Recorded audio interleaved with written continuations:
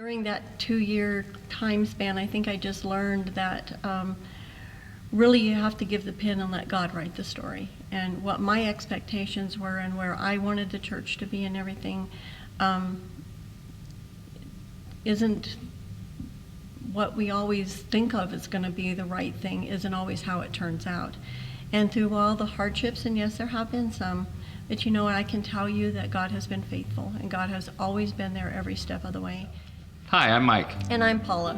And I'm the new care pastor here at True Hope, and we're excited about being here and the journey that God has brought us on to get us to this point.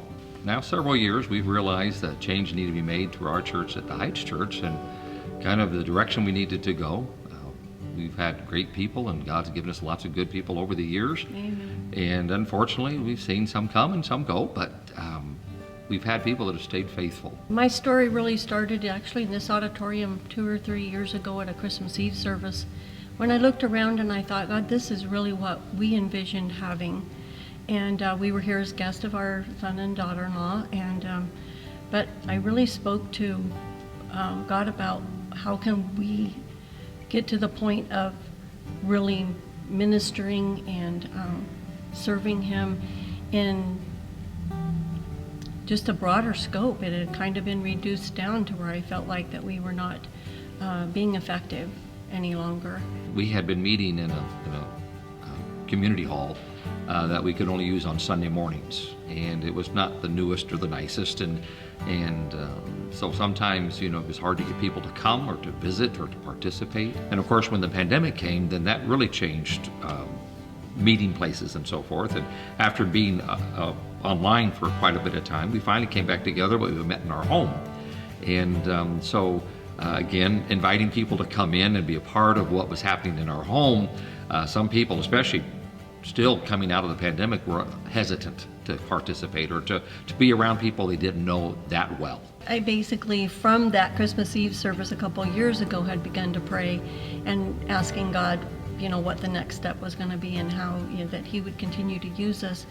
I don't know, you start reaching that retirement age and you think, okay, God, are you done? And He certainly isn't. He's got a great story.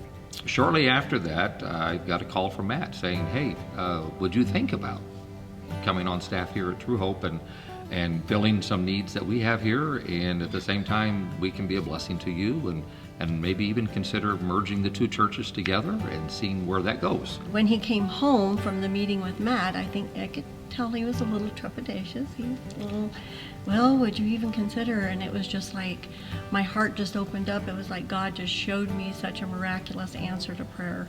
I said, you know, I've already been praying about this for a year. Yeah, you said, I've been praying about this for 2 years. Yeah. It's like, what took you so long? But over all the years of the different places that God has taken us in ministry, the amazing thing is that every time God's moved us, whatever obstacles were there, He resolved. It was always amazing. It was like we would make the list of what was all the things that had to be taken care of. Yeah, He made a way. And he made a way, things that seemed impossible. Well, we really wanted to honor the faithful people that had stayed with us and had been such a good part of the ministry at the Heights. And so it's like blending families, and you really want to honor their perspective and their heart and everything. So I think that's why the process had to be a little bit longer.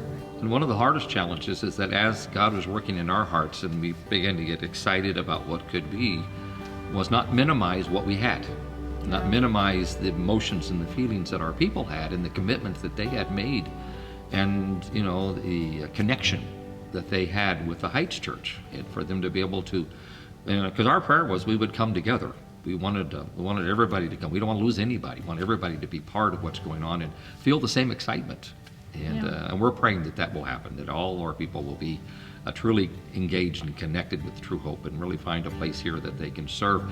And the things that we were not able to offer over the last few years, these were the things they could find that they could be a part of. And I'm excited about that possibility.